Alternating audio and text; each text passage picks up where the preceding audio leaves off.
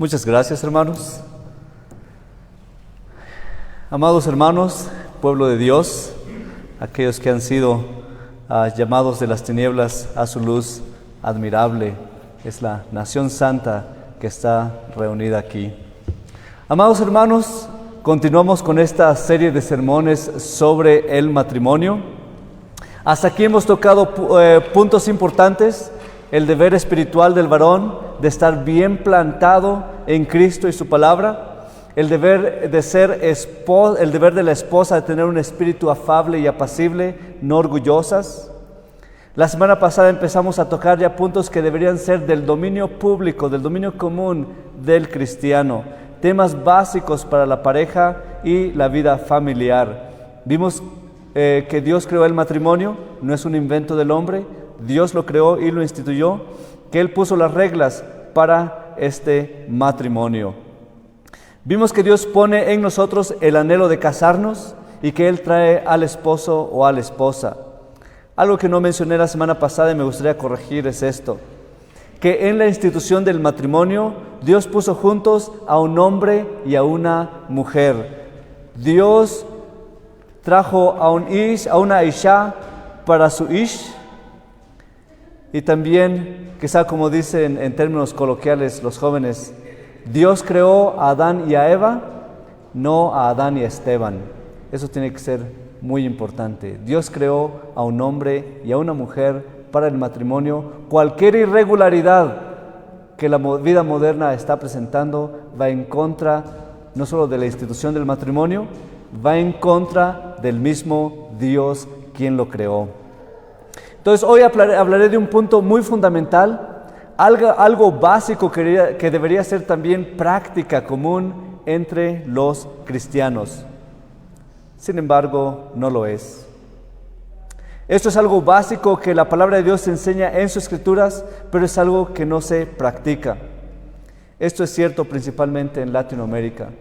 He hablado con algunos de ustedes en ocasiones informales tal vez. Hemos hablado de temas, muchos temas, y esto es uno de ellos. Entonces no tomen esto como una crítica personal. Es algo que pasa en México, es algo que pasa en Perú, es algo que pasa en todos lados. Entonces esto es lo que encontramos en Génesis 2, solo los últimos dos versículos, 24 y 25, que es la base para el sermón de este día, y solo voy a dar lectura a esos últimos dos. Por tanto, dejará el hombre a su padre y a su madre, y se unirá a su mujer, y serán una sola carne. Y estaban ambos desnudos, Adán y su mujer, y no se avergonzaban. Una carne dejando a padre y madre. Es el título del sermón este día. Vamos a ver 3 puntos: el hombre que deja al padre y a la madre, el hombre que se une a su mujer, y esos dos, el hombre y la mujer, forman una sola carne, los dos que se hacen uno. Entonces, el hombre que deja al padre y a la madre, la Biblia dice por tanto dejará el hombre. Por tanto, esa partícula siempre es muy importante en la Biblia. Es importante porque introduce una razón por la cual todo lo anterior fue dicho. Es lo que conocemos como una conclusión. Ya dije A, ya dije B, por tanto. O por esta razón, por esta causa, por todo lo dicho anteriormente. Esto es el resultado natural. Infinidad de veces se utiliza esta partícula en la palabra de Dios con este sentido de conclusión, con este sentido de continuación a lo que previamente se ha dicho. Génesis 21:2, Ismael se estaba burlando de Isaac, el hijo del pacto. Sara viendo todo lo que Isaac estaba haciendo, todo lo que Ismael hacía a Isaac, toda la rebeldía, le dijo a Abraham: por tanto, ya te dije todo lo que está haciendo Agar la egipcia, ya te dije todo lo que está haciendo su hijo, por tanto, por esta causa, por esta razón, por lo que ya te he dicho, echa esta sierva y a su hijo. Pero quizá uno de los más importantes usos de esta partícula, por tanto, está en los libros proféticos. Y el profeta siempre dice, por tanto, dice Yahweh el Señor. Por tanto, dice el Señor. Esa es siempre la palabra del profeta. No es mi palabra, no es la palabra. Ustedes se han comportado mal, ustedes han olvidado el pacto, ustedes han hecho esto, por tanto, dice el profeta. Esas son las palabras del Señor. Y este es el sentido también que se le da en Mateo 19:5. El que acabamos de leer. Por esto, dice la palabra ahí, debido a o por el bien de, debido a esto o por el bien de esto, y continúa. Es importante también porque no solo se usa aquí en este versículo 2:24, sino que también nuestro Señor Jesucristo lo ratifica en Mateo 19. Siendo esta partícula tan importante, no pude pasarlo por alto. No tenía planeado hablar de este tema este día, tenía otro tema, pero revisando mis notas llegué al por tanto. Entonces decidí hablar de esto al respecto. Lo he mencionado periféricamente, lo he notado en algún sermón, pero no puede pasar por alto este por tanto. Porque es algo que si no se hace en el matrimonio, ese matrimonio no puede ser. En latín es lo que se conoce como un sine qua non, es decir, un sin lo cual no, es el significado en latín, un sine qua non, es un sin esto lo que sigue no puede ser, es un sin el cual no puede ser. Vean el contexto de este por tanto, hermanos. Dios hace que Adán se dé cuenta que le faltaba algo. Adán se dio cuenta que él estaba incompleto. Dios milagrosamente le trae a su mujer, su varón, a su esposa, aquel que es hueso de mi hueso, carne de mi carne, y dice Adán, por tanto. Letras mayúsculas, semáforo en rojo, póngale todas las luces, por tanto. Y no pude pasarlo por alto. Lo que sigue después de ese por tanto, hermanos, es indispensable, es imprescindible e inevitable en la vida de la pareja. Sin este por tanto, lo que sigue no puede llegar a ser. Sin este por tanto, el matrimonio no florecerá y no tendrá la bendición espiritual que Dios preparó para el matrimonio. Hermanos, decimos que la palabra es inerrante, es autoritativa, es suficiente. Si ustedes dicen que sí, ustedes dicen sí a todo ello, tienen que aceptar las consecuencias de este por tanto en el matrimonio. Lo que sigue después de este por tanto no es imperativo, sino es una consecuencia natural, es algo inherente al matrimonio, es un sine qua non en el matrimonio. Entonces, hermanos, ¿por tanto qué? Por tanto dejará. Vemos entonces la acción de dejar. Primero, este verbo dejará en el original no está en futuro. No es por tanto dejará el hombre ya por ahí en 5 o 10 años. No es un por tanto dejará el hombre ya cuando sus papás mueran y le dejen la herencia. No es un por tanto dejará pues ahí cuando se le pegue la gana o ahí cuando pueda. No, hermanos. En el hebreo este tiempo es el tiempo imperfecto que ya he mencionado antes. Ese tiempo imperfecto se indica que una acción empieza y continúa por un tiempo indefinido. Es decir, es una acción que empieza y continúa constantemente, pero contundentemente. Es contundente porque en el hebreo ese verbo no solo quiere decir dejar, sino también quiere decir olvidar, quiere decir abandonar. Es el mismo verbo que se utiliza en el Salmo 2:2. ¿Por qué me has desamparado?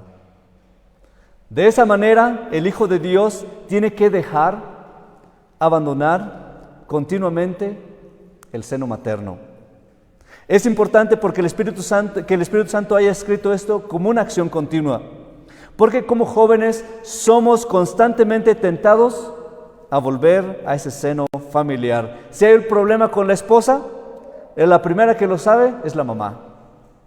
Si hay algún desacuerdo, ahí va el joven o la joven a platicarlo con los papás y con los hermanos. Y los papás todavía, alcahuetes, decimos en México, no sé si existe esa palabra aquí en Perú, alcahuetes, ahí están recibiendo a los hijos y promoviendo peleas, disgustos entre los recién casados, quizás hasta el punto de decir, ¿no te dije que no te convenía esa mujer? ¿Para qué te casaste con ella? Por eso es más importante porque en Latinoamérica todavía está esta costumbre de que los hijos casados vivan con los papás. El argumento, la economía es difícil, es que la recesión, es que la presidenta. Si ese es el argumento, mejor háganse eunucos y no se casen. Así de tácito es por tanto. Dios puso en ti no solo el anhelo de estar completo, de estar con una mujer que sea carne de tu carne, sino Dios también puso en ti también un deseo sexual, que es una bendición para el matrimonio. Y de eso primeramente Dios hablaré la semana que viene. Entonces, debajo de todo este por tanto, todo lo que implica por tanto, lleva una bendición para el matrimonio. Entonces, por tanto, dejará. La Biblia dice, por tanto dejará el hombre. Solo un hombre puede hacer eso. Solo un hombre es maduro, firme y responsable para tomar una decisión así. Hermanos, jóvenes, varones, adultos, tenemos que preparar a nuestros hijos para que tomen decisiones fuertes, que tomen decisiones de hombres. ¿Dónde voy a vivir con mi esposa? ¿Tengo que rentar? ¿Tengo que comprar una casa? El varón tiene que aprender a tomar esas decisiones fuertes. Un hombre que acepta las responsabilidades de todo lo que pasa en su familia. Si no es así, ese hombre jamás se va a hacer responsable. No va a durar en un trabajo, va a renunciar pronto, no va a desarrollar un carácter porque sigue y tiene el apoyo de mami y papi, que hasta el punto le están hasta planchando la ropa. El hombre tiene que ser capaz de tomar esas decisiones porque física y espiritualmente él va a tener a personas que dependan de él. Él va a tener que tomar decisiones espirituales para su familia. Él tiene que tomar decisiones materiales y financieras para la economía familiar. Pero más importante y más que nada, él tiene que ser capaz de decir como Josué, yo y mi casa. No yo y la casa de mis papás, no yo y la casa de mi mamá, mi hermano, mi cuñado y todos los que vivimos ahí en un mismo terreno. La Biblia dice, yo y mi casa. Si alguno de ustedes todavía no puede dejar a padre y madre, quizá todavía no es un hombre, cuando menos no un hombre en el sentido bíblico. Es decir, hay algo en nuestro carácter, hay algo en nuestra personalidad, hay algo en nuestro ser que todavía nos mantiene atados a papá y a mamá. Dios te hizo con tu propio carácter, que te distingue de los demás. Un hombre no siempre tiene que tener una cara rígida para decir, este tiene un hombre de carácter. Dios a cada uno le dio su carácter. Unos los hizo risueños, a otros no. Algunos Dios hizo saltarines, a otros no. No me refiero a ninguna de esas cosas que te definen como persona. Me refiero que hay algo en nosotros que no nos permite dar el siguiente paso. Puede ser miedo. Es que no voy a poder pagar la renta, la luz, el agua. Es que comprar un terreno aquí es imposible. Puede ser comodidad. El joven tiene todo en casa y además de eso tiene un papá y una mamá que le permiten hacer de todo. Además, los jóvenes quizá cuando se casan tienen falsas expectativas. Los jóvenes se hacen falsas expectativas queriendo vivir vida de ricos, trabajando poco, y ahorrando nada. Y eso está pasando entre los millennials y los de la generación X, no solo en Estados Unidos, sino también aquí, en Perú, en México y en toda Latinoamérica. La Biblia dice: joven fui y he envejecido, y no he visto justo desamparado ni su descendencia que mendigue pan. Jóvenes, realmente el problema es espiritual. Quizá no conocen a Dios como su guardador, castillo fuerte, fortaleza en quien confiaremos. No confían en Dios para el cuidado de la provisión diaria. Si decimos que no veremos a nuestra descendencia que mendigue pan, eso es la confianza de un padre para sus hijos y en la providencia de Dios. Pero si en vano se levantan temprano, en vano se duermen tarde, Dios no está ahí, no hay bendición. Dejen a madre y padre, prueben su fe, maduren como hijos.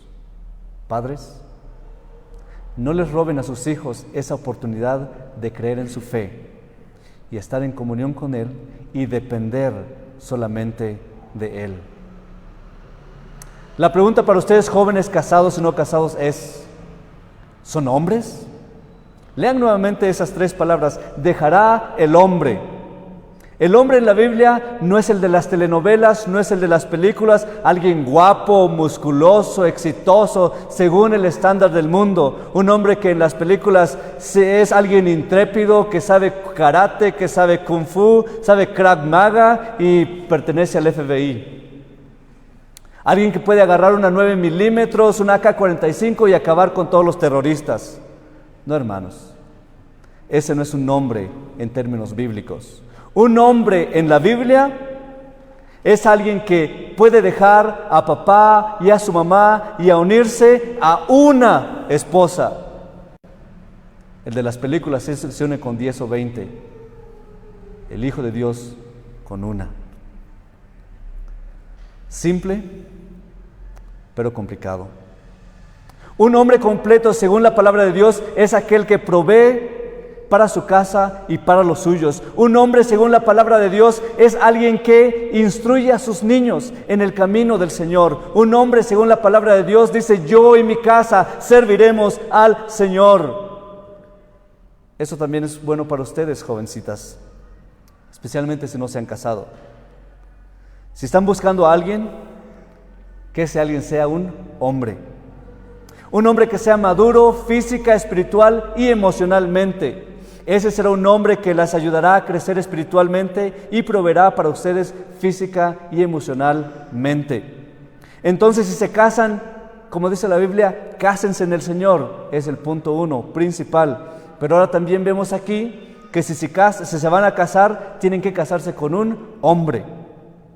Entonces, cuando un jovencito de la iglesia, quizá muy devoto, muy cristiano, muy espiritual, venga y les diga: oye, ¿puedo pedirle permiso a tu papá para cortejarte? Esa es la pregunta de alguien maduro. No, que te dice: ¿quieres ser mi novia? Eso déjenselo para el mundo. El objetivo del cortejo bíblico es el matrimonio. Entonces, cuando alguien te pregunte eso, tú también puedes preguntarle: si todo va bien, si nos casamos, ¿a dónde me vas a llevar? Si te dice: no, pues mira, ahí mi papá tiene un cuartito en la casa, ahí en la esquinita, y quizá me va a dar permiso que construyamos ahí en el 3er piso o en el 2º piso. Ahí tú puedes decirle: muchas gracias, eres cristiano, eres devoto, pero cuando seas un hombre, vienes y me llamas. Jovencitas, no se casen con un chico. Es el vocabulario de los jóvenes el día de hoy. Es que conocí a un chico y me pidió que saliéramos. Es que hay un chico en la iglesia. La Biblia no dice chico, la Biblia dice hombre. Alguien hecho y derecho, no un chico inmaduro, irresponsable y que ni trabaja. Cásense con un hombre de Dios. Este hombre puede tener 17, 18, 20, 25 años. No es la edad, es más bien si está listo para ser responsable de ustedes y de los hijos que Dios les dé. El hombre tiene que ser ese hombre que se une a una mujer. Aquí está el primer resultado de la acción de dejar. Por tanto, dejará. Y aquí hay un resultado. El unirse a su mujer está conectado con dejar a los padres. Como dije en un momento, este es un sine qua non, es un sin el cual no puede ser. Si esto no se hace, lo que sigue no puede hacerse. Si el hombre no deja a su padre y a su madre, no podrá unirse a su mujer, por el simple hecho de que todavía no es un hombre en términos bíblicos. Él no es un hombre en términos bíblicos porque siempre dependerá de los papás, siempre habrá una excusa para no dejar el seno materno. Pero jóvenes, si no hacen esto, o si ya llevan mucho tiempo casados y todavía siguen con papá o mamá, su matrimonio no va a madurar, su matrimonio no va a florecer. Si no salen de la sombra de los padres, no van a poder hacerse uno. Si tienen planes y objetivos y si todavía están con los papás, siempre ellos van a estar interviniendo. No, pues mejor hazle así. Mira, no, ahí estás mal, mejor hazlo de esta manera. No van a madurar, porque todavía tienen esa red de protección debajo de ustedes. ¿Conocen a los trapecistas? Los trapecistas están colgándose de aquí a allá, pasan de una plataforma a la otra plataforma, pero debajo de ellos hay una red de protección. Si se caen, no les pasa nada porque no van a golpear el suelo. Los padres son como esa red. Pero jóvenes, la vida no es un circo. La vida real, hay caídas, hay decisiones malas y hay dificultades financieras. Y cuando algo pasa, el hombre tiene a su mujer con quien apoyarse, con quien confortarse y con quien alentarse. Esa es la fuerza aquí de la palabra unirse. La palabra unirse aquí tiene esa imagen muy bonita. Tiene la idea de aferrarse, de unirse tan cerca que no hay separación alguna posible. Imagínense que se están cayendo a un precipicio y solo están agarraditos de una rama. Imagínense que se agarran de esa rama con toda su fuerza, se agarran tan fuerte que no hay ni aire entre ustedes, entre sus dedos y la rama. Sus dedos y la rama son uno, cerca, juntitos, de manera que su vida depende de ello. En este sentido, en nuestro versículo, el hombre se unirá a su mujer. Esa unión es tan fuerte que nada lo puede romper. Por eso nuestro Señor dice en Marcos 10:9, lo que Dios juntó, no lo separa el hombre. Esa unión es tan fuerte que suple en el hombre todo eso que dejó en el hogar. ¿Se acuerdan de la historia de Isaac y Rebeca? Isaac todavía estaba de luto por la muerte de Sara. Y la Biblia dice, y tomó a Rebeca por mujer y la amó, y se consoló Isaac después de la muerte de su madre. Dejamos a padre y a madre para encontrar consuelo, ayuda y ánimo en el esposo y la esposa. Unirse aquí tiene ese sentido rotundo. No es una acción constante como la acción de dejar al padre y a la madre. Es algo que el hombre hace de una vez y para siempre. Es decir, cuando dicen sí, acepto, están aceptando algo que empieza ahí, pero tiene consecuencias para toda su vida. Por eso decimos, hasta que la muerte nos separe. Así el hombre, siguiendo el orden bíblico, deja a su madre, a su padre y a su madre y se aferra, se une, son uno con su mujer. Ese hombre de Dios no dejará que nada interfiera entre él y su esposa, que nadie se meta entre ellos dos. Todo lo que hacen, todo lo que sufren, todo lo que gozan, lo hacen para la gloria de Dios. Pero aquí también hay que hacer un énfasis en la mujer. La Biblia dice, se unirá a su mujer. No dice se unirá a una chica, como dicen ustedes, jovencitos. Una mujer. En el sentido bíblico tiene que ser una persona madura, física, emocional y espiritualmente. No alguien que se la pasa todo el día en Facebook poniendo la foto posando de un lado, la otra foto posando del otro lado, la otra foto con la lengua afuera, la otra foto mostrando todo. No alguien que se la pasa soñando todavía con su príncipe azul. Oh, espero que Brad Pitt se convierta y llegue en la iglesia para que pueda ser mi esposo. No, hermanos. No es una mujer que tiene un desastre emocional. Es una mujer firme. Es una mujer sólida. Si un chico y una chica se casan, son un desastre. Viene el primer bebé y la crisis es total. Inmaduro el uno, inmadura la otra, es una receta para el divorcio. Los amileniales y la generación X ya no quieren tener hijos. Dicen ellos, es que los hijos te arruinan la vida, te afectan tu vida personal, ya no puedes tener tiempo para ti, ya no puedes tener tiempo para vacaciones, ya no puedes tener tiempo para esto. Eso lo dicen porque los papás no educaron a sus hijos a ser hombres y a ser mujeres. Los educaron para ser chicos y chicas. Ya tienen 30 o 40 años y todavía son chicos y chicas. No maduran. Esto que pasa en la sociedad también afecta a la iglesia. Los matrimonios de nuestros jóvenes se parecen mucho a los del mundo. No saben cómo sobrellevar problemas, las dificultades, las responsabilidades. El resultado, por una parte, jóvenes dicen, es muy difícil casarse, mejor me voy a quedar soltero. Y todavía bien cómodos en la casa del papá. O por otra parte, ya casados y con hijos, todavía en la casa del papá o la mamá. Y lo peor de todo es que los papás no dicen nada. Jóvenes, varones, que no es solteros, busquen una mujer, no una chica. Vean el ejemplo de Rebeca. Un hombre temeroso de Dios estaba esperando a esa gran mujer y ella dijo, yo voy. Rebeca fue una mujer que confiaba en Dios. Lo vemos claramente en las Escrituras. Ella, cuando no podía tener hijos, va y le pide a Isaac, oye Isaac, ora por mí, intercede a Dios por mí para que Dios me dé hijos.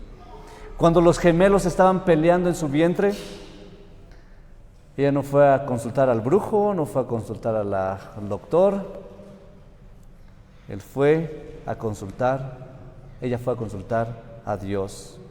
Ella no solo era temerosa de Dios, sus padres la habían educado para ser una mujer.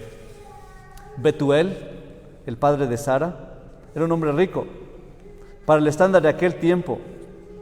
Aún así, ella educó a su hija para ser una mujer, no para ser una niña fresa, decimos en México. Ay, es que ¿cómo voy a comer eso? Ay, es que ¿cómo voy a vivir ahí? Ay, es que ¿cómo voy a vestirme de esa manera? Ella conocía el trabajo en la casa. Ella era la encargada de traer agua para la casa. ¿Se acuerdan de la historia? En Génesis 24 leemos que Abraham manda a su siervo, lo manda con 10 camellos. Y Rebeca estaba ahí. El siervo de Isaac no estaba buscando una cara bonita, algo fácil. Escuchen la oración. Sea pues que la doncella que yo dijere, baja tu cántaro, te ruego, para que yo beba, y ella respondiere, bebe y también te daré de beber a tus camellos. Que sea esta la que tú has destinado para tu siervo Isaac.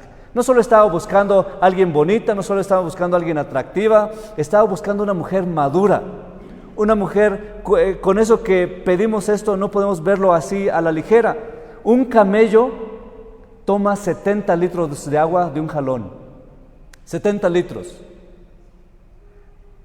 El siervo llevaba 10 camellos, esos son aproximadamente más de 700 litros. Rebeca llenó casi un tinaco de agua en una tardecita. El siervo no estaba pidiendo algo fácil. El siervo estaba buscando una mujer, la confirmación de Dios para que esa mujer fuera no solo bonita, sino sea madura física, emocional y espiritualmente. Solo alguien con esa madurez podía empezar ese trabajo y terminarlo. Otras mujeres hubieran dicho, ya van 10 cántaros de agua, ya mejor, ya me cansé. o ya apenas van de este tipo y no, es que ya terminé. No Rebeca. Ella estaba madura para poder decir, yo voy. Probablemente ella solo tenía 16, 17 años, era muy joven. Papás, ¿cómo estamos educando a nuestras hijas? A los 15, 16 todavía les estamos haciendo de comer, todavía les están lavando la ropa. Terrible. Solo un hombre y una mujer con ese calibre pueden hacerse uno. Aquí vemos que ese por tanto tiene otra aplicación, sube más de nivel, no se queda ahí, por tanto se unirá, sino sube a un nivel más alto. Por tanto dejará y se unirá y serán una sola carne. Es algo sucesivo que empieza con ese por tanto, es algo consecutivo. Si no deja, no puede unirse y no pueden hacerse una carne. Esto no puede hacerse de otra manera. Muchas veces queremos acomodar la Biblia a nuestra vida. Normalmente es nuestra tendencia tratar así a la palabra de Dios. Decía un hermano de Estados Unidos, todo está mal en la Biblia, todo está mal. Si tú ves el mundo y lo comparas con la Biblia, todo está mal. Todo está mal hasta que la Biblia te habla a ti y a tu casa. Ahí decimos, ahí ya no está tan mal.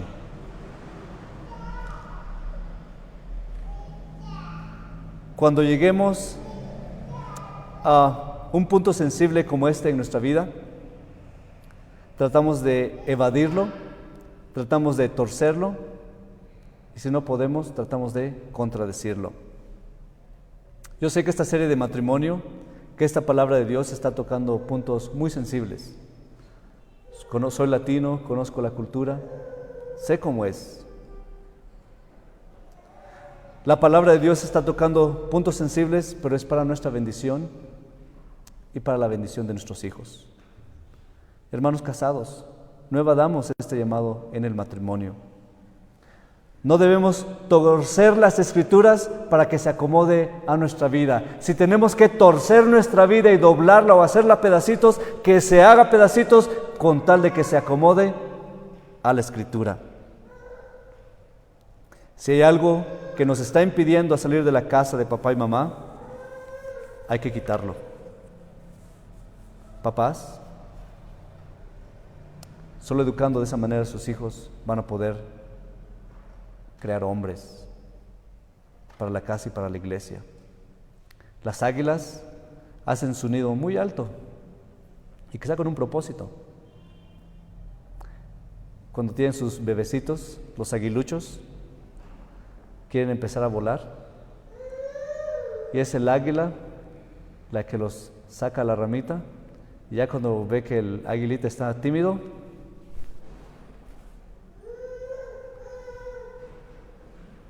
solo así aprende el águila a volar. Los avientan del nido. Hagan eso con sus hijos.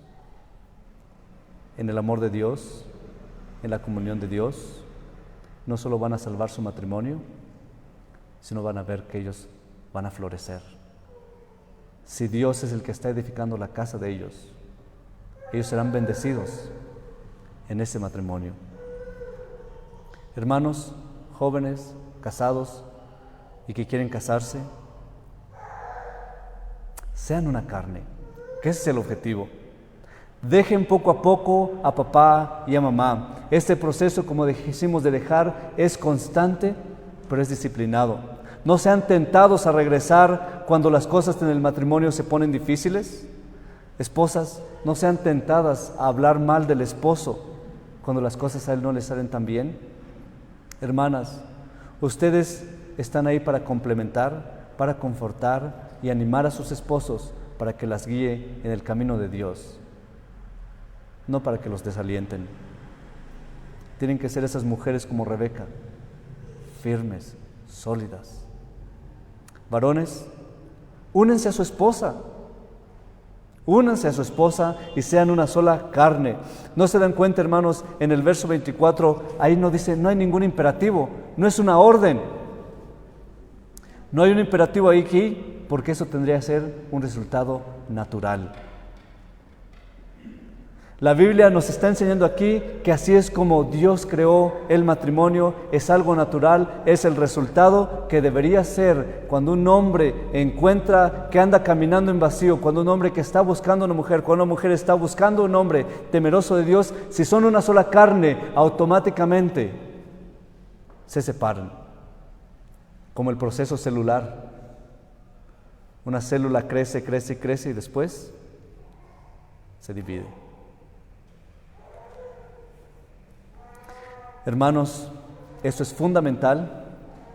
De esto depende no solo la salud de su familia, futura y presente, sino también la salud de la iglesia, futura y presente. En la providencia de Dios, estos jóvenes, los hermanos que tenemos aquí, serán los próximos diáconos, ancianos y pastores, si es la providencia de Dios, si es la voluntad de Dios. Ellos tienen que ser capaces de cumplir con todos los requisitos de 1 de Timoteo 3. Ellos tienen que gobernar bien su casa y tener a sus hijos en sujeción. Ellos no van a poder hacerlo si todavía viven con papá y mamá. Los ancianos y los diáconos tienen que ser personas de tal valor espiritual que se vean en ellos el celo por la doctrina, por la piedad y la vida cristiana. Si Dios los llama a ellos al matrimonio, tienen que ser ejemplares en el área del matrimonio para la siguiente generación. Ellos, si no lo hacen así, ni siquiera van a poder aconsejar bíblicamente a la próxima generación. ¿Cómo podría decirle un anciano o un diácono a un joven que tiene que salirse de su casa si él mismo todavía está ahí? No podemos predicar con autoridad si nuestra vida no se está sujetando lo más posible, lo más que podamos, no perfectamente, pero en lo que está en nuestra fuerza. Tiene que acomodarse a la palabra de Dios. La siguiente generación tiene que estar firme y pelear por el matrimonio en esta sociedad decadente. Cuando nosotros estemos con Dios, nuestros hijos serán la siguiente generación que diga, por tanto, así dice el Señor. Ellos tienen que predicar con su vida, ellos tienen que vivir y morir por Cristo. Hermanos, no preparen a sus hijos para un mundo de color de rosa. Preparen a sus hijos para la batalla espiritual en este mundo, para que ellos den testimonio de aquel que nos llamó de las tinieblas a la luz, especialmente en el área del matrimonio y la familia. Padres, ancianos, diáconos, amemos a los jóvenes y animémoslos, no solo para que se casen en el Señor, sino que también que se casen como Dios manda. Por la fiesta y el enamoramiento no podemos perder de vista el objetivo, glorificar a Dios y gozar para siempre. ¿Cómo vamos a glorificarlo y gozar a nuestro Dios? Solo obedeciendo su palabra. En el matrimonio, ellos tienen que seguir el orden bíblico de dejar a padres y a madres y unirse a su mujer y ser una sola carne. Trabajemos, hermanos, para que Dios nos dé tales hombres en nuestras familias y en nuestra iglesia. Oremos. Señor bendito y santo, te damos gracias por este día, porque tú nos has abierto el entendimiento y dado tu palabra de lo básico, de lo natural, de lo que es imprescindible en la vida de un joven y una joven que deciden unir su vida en matrimonio.